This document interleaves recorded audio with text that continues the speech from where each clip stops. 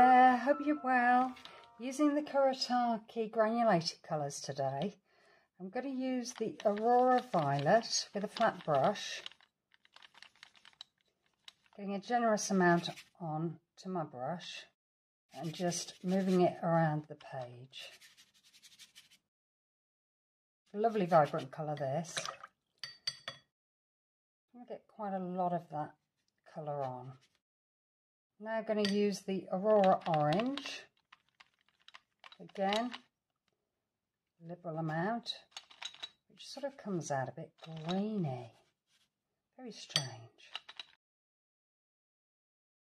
So the granulating paints have now dried, and you can see it's left some interesting shapes and colours.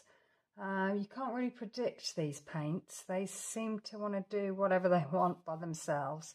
I mean, you get a general idea, but as you can see, that wasn't what I was expecting from when I put the paint down. But that's okay. I'm just going to use what I've got and use a fine liner pen and find some detail and draw onto the page.